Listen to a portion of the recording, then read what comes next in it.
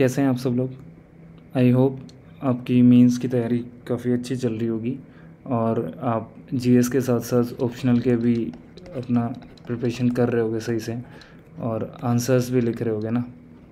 ठीक है, अगर नहीं लिख रहे हो तो स्टार्ट कर लो, बहुत कम टाइम बचा है। चलो आज फिर से एक और टॉपिक कर लेते हैं जो कि काफ़ी इम्पोर्टेंट है ना। गिग इकोनॉमी किसके लिए इम्पोर्टेंट है? जीएस 1 में भी सोसाइटी वाले पार्ट में पूछा जा सकता है, ओके। और जीएस 3 में जो इकोनॉमिक डेवलपमेंट वाला पार्ट है उसमें भी आ जाए। तो सोशो इकोनॉमिक डेवलपमेंट का कॉन्सेप्ट है, देख लेते हैं क्या है एक्चुअल में। गिग इकोनॉमी यार आप सब लोग इससे बिल्कुल एकदम वाकिफ़ हो गए। आप लोग किसी का बर्थडे होता है या आप कहीं जा रहे होते तो कैब करके जाते हो, बर्थडे पे जोमेटो से कुछ ऑर्डर कर लिया, स्विगी से कुछ ऑर्डर कर लिया। ये लोग कौन हैं? यही लोग हैं जो जिनको गिग वर्कर्स बोलते हैं।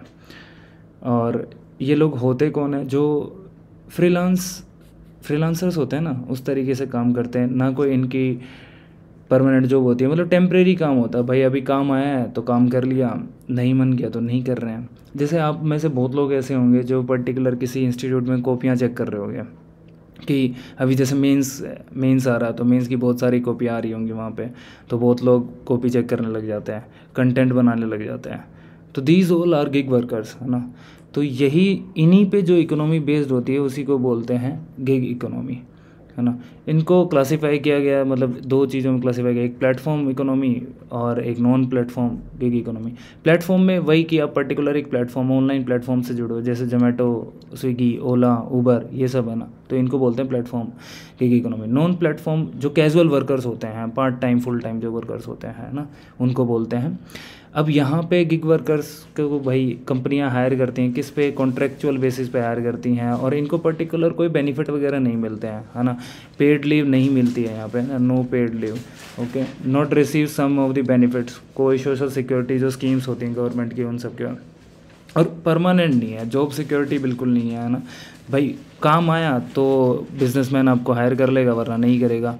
तो ये सब गिग इकोनॉमी की हम लोग बात करें तो हम लोगों ने देख लिया कि गिग इकोनॉमी क्या होती है, इसमें गिग वर्कर्स कौन होते हैं, क्लासीफाई कर लिया।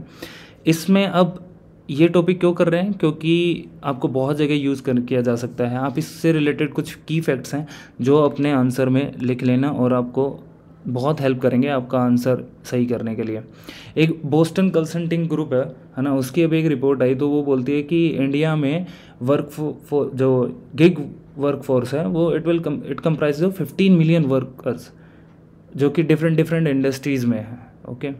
फिर एक और रिपोर्ट है, वो रिपोर्ट बोलती है कि जो गिग इकोनॉमी है ना, वो कौन सी सिटीज़ में ज़्यादा ग्रो कर रही है? टायर 3 टायर 2 जो मार्केट्स हैं, जो सिटीज़ हैं, जैसे जो छोटे छोटे शहर हैं और वहाँ की इकोनॉमी काफ़ी बूम कर रही हैं, जैसे आगरा हो गया, जैसे पंचकुला हो गया, रोहतक हो गया, है ना, अलवर हो गया। तो ये सिटीज़ है ना, इनमें गिग इकोनॉमी ज़्यादा ग्रो कर रही है।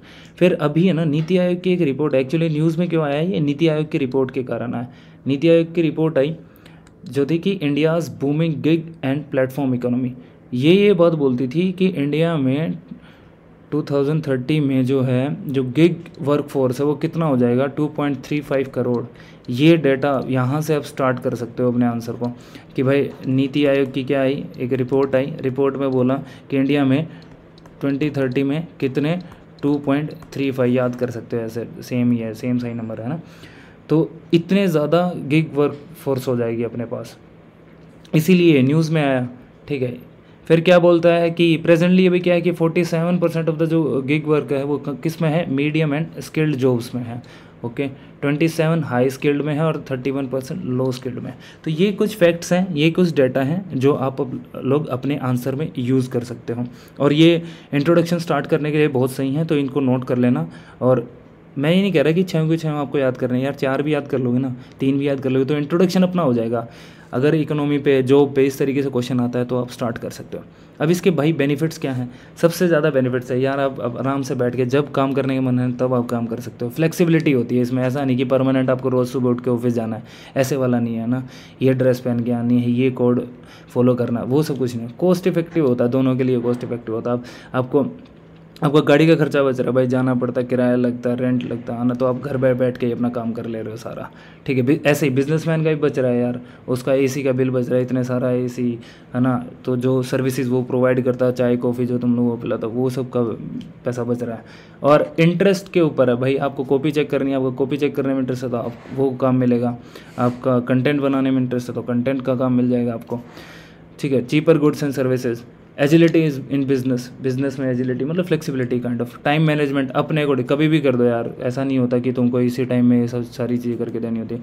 अपॉर्चुनिटी टू डेवलप इंटरेस्ट, भैया तुम्हारे इंटरेस्ट पे बात है सारी की चीज़ सारी, कि तुम्हारा किस चीज़ में इंटरेस्ट है, तुम्हारा अगर एक पर्टिकुलर चीज़ में इंटरेस्ट है तो तुम उसमें बहुत सारी अपॉर्चुनिटीज़ तुम्हें मिल सकती है। फ्रीलांसर की तरह काम करते हो, ठीक है, इधर भी काम कर सकते हैं, उधर भी काम कर सकते हैं, मतलब बाउंडेशंस नहीं है, अपने रिलैक्स हैं सारी चीज़ें। बट कुछ इश्यूज़ हैं, अब यार इतना सारा भी ठीक है, लेकिन चीज़ें अच्छी हैं तो उसके साथ साथ कुछ इश्यूज़ भी होंगे। क्या इशू है भाई? कोई जॉब सिक्योरिटी नहीं है, जब मन किया बिजनेसमैन आपको तुरंत निकाल देगा, कंपनी वाले लोग तुरंत निकाल देंगे।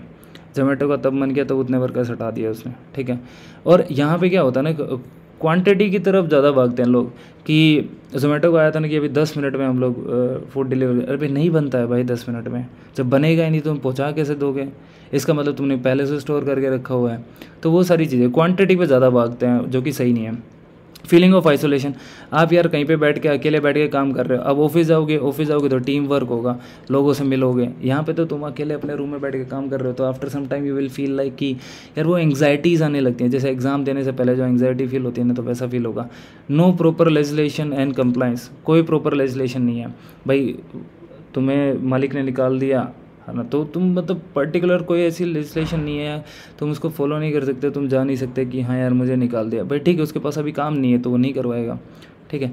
एक्सेसिबिलिटी, सबसे बड़ी बात एक्सेसिबिलिटी का इशू, इसको तुम बहुत तरीके से ब्रेक कर सकते हो ना, रूरल अर्बन में भी ब्रेक कर सकते हो, ठीक है, जेंडर बेसिस पे भी कर सकते हो, ठीक है भाई। बहुत सारे लोगों के पास मोबाइल नहीं है, इंटरनेट नहीं है ना, इंटरनेट ही नहीं है, अच्छा इंटरनेट है तो चलाना नहीं आ रहा लोगों को, गांव में नहीं है, गांव में कौन ऊबर और ये सब यूज़ कर रहा है, नहीं कर रहे ना। अर्बन कॉन्सेप्ट है एक्चुअल में, ये क्या है, अर्बन कॉन्सेप्ट है अभी तक, ओके। तो लोग यहाँ पे ज़्यादा यूज़ कर रहे हैं इसको। जेंडर भाई, गर्ल्स और बॉयज़ में कितना यूज़ कर पा रहे हैं, कितना नहीं यूज़ कर पा रहे हैं, ठीक है। No social scheme and security, वो सब तो अपन ने देख लिया, जॉब सिक्योरिटी बिल्कुल नहीं है। सोशल सिक्योरिटी, जो गवर्नमेंट की जो स्कीम्स होती है ना, कि जो गवर्नमेंट बेनिफिट्स मिलते हैं एम्प्लॉयज़ को, वो सब नहीं मिलते हैं यहाँ पे, तो ये सब इश्यूज़ हैं। अब नीति आयोग की रिपोर्ट आई थी तो उन्होंने कुछ रिकमेंडेशंस दिए थे कि यार क्या क्या चीज़ें करनी चाहिए जो कि सही रहती हैं। क्या, proper estimation of gig economy या गिग वर्कर्स, मतलब अपने को पता होना चाहिए कि टोटल कितना वर्क फोर्स है जो अभी काम कर रहा है और आने वाले सालों में कितना इसका एक्सपेंशन होगा, ओके, ये सब चीज़ें पता होनी चाहिए। Ascertain the future of platform economy, मतलब जो प्लेटफॉर्म इकोनॉमी है, जैसे ऑनलाइन जो इकोनॉमी काम कर रही है, उसका फ्यूचर असर्टेन है, मतलब असर्टेन करना है उसको कि हाँ यार ये चीज़ रहेगी, एक पर्टिकुलर टाइम तक ये बनी रहेगी। एक्सक्लरेट फाइनेंशियल इंक्लूजन, यार इसमें फाइनेंशियल इंक्लूजन का कॉन्सेप्ट ये है कि जेंडर सारे, मतलब पूरा सब जेंडर को इंक्लूड करना है, और ऐसा नहीं कि कोई पर्टिकुलर कोई लोग छूट गए और एक ही जेंडर के लोग इसमें आ रहे हैं, तो ऐसा नहीं होना चाहिए, सबके लिए ये ओपन होना चाहिए। Enhancing social inclusion, minorities, society का हर इंसान इसमें काम कर सके। तो skill development for platform jobs, भाई स्किल्स तो दो, डिफरेंट स्कीम्स हैं, उनको चलाओ, है ना, उनको, जैसे असीम पोर्टल है या प्लेटफॉर्म इंडिया इनिशिएटिव है, ये सब स्किल इंप्रूव करने के लिए। कैटलाइज प्लेटफॉर्माइजेशन, फॉर्मल करो चीज़ों को, जो भी चीज़ें हैं ना, कि भाई कोई कंपनी का अगर मालिक किसी को निकाल रहा है तो उसे रीज़न होने चाहिए, और वो चीज़ें मतलब फॉर्मलाइज वे में होनी चाहिए। ऐसा नहीं कि रैंडम उठा आया, सपना आ गया तो उठा के निकाल दिया, ऐसा नहीं होना चाहिए कि यार अभी तो मेरे पास काम नहीं है तो मैं नहीं दूँगा। तो वो सारी यूनिवर्सल सोशल सिक्योरिटी कवरेज, जो गवर्नमेंट की सोशल स्कीम्स हैं, है ना, सोशल स्कीम्स हैं, वो भी उनके मतलब इनके अंडर आने चाहिए, इनको मिलनी चाहिए। तो ये सारी चीज़ें, बहुत बड़ी इकोनॉमी है वर्ल्ड में, है ना। यूएस में तो इवन 55 मिलियन जो वर्कफोर्स है वो गिग इकोनॉमी में ही काम करती है। इंडिया में अभी 1/4 लोग हैं, है ना, 1/4 लोग जो अभी काम कर रहे हैं, ठीक है। और इंडिया में 10 to 20 मिलियन जो लोग अभी फ्रीलांस की तरह काम करते हैं, फ्रीलांसर्स की तरह काम करते हैं। तो ये सारी चीज़ें हैं जो आपको यूज़ करनी है अपने आंसर्स में, बस इतना। इससे मतलब ये कौन कौन से फैक्टर्स हैं, फैक्टर्स और एक बार देख लेते हैं कि यार कौन कौन से फैक्टर्स हैं जो गिग इकोनॉमी ऐसा हो क्यों रहा है। यार सिंपल सी बात है, लोग क्या, अर्बनाइजेशन हो रहा है ना, अर्बनाइजेशन है ना, लोगों के पास इंटरनेट आ रहा है, इंटरनेट आ रहा है तो मोबाइल एक्सेसिबिलिटी ज़्यादा है लोगों के पास, सबके हाथ में मोबाइल है यार, तुरंत फ़ोन किया है ना तो मंगा लिया ऑर्डर, बर्गर मंगाना बर्गर मंगा लिया, पिज़्ज़ा मंगाना पिज़्ज़ा मंगा लिया। ओके, डिजिटल टेक्नोलॉजी बहुत ज़्यादा इम्प्रूव हो रही है, तो ये भी एक रीज़न है ना। लोग फ्रीलांस की तरह काम करना चाहते हैं क्योंकि ठीक है, उस पर बर्डन नहीं होता ना, जब मन किया पैसा कमाया, अपना घूम के आगे मज़े कर लिए, पैसा कमा लिया, कैमरा खरीद लिया, फ़ोटो खींच लिया। तो ये सारी चीज़ें, एक इंडिया में जो है स्टार्टअप कल्चर भी बहुत ज़्यादा बढ़ गया है ना। तो ये अच्छी चीज़ें, यही फैक्टर्स हैं जो गिग इकोनॉमी को इम्प्रूव करते हैं।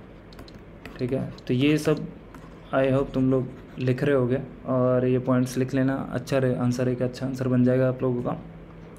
और भाई ऑप्शनल को करते रहना, ऑप्शनल छोड़ दिया ना तो फिर दिक्कत हो जाएगी, फिर तो ये चाहे कितना भी करते रहो। Okay, thank you very much.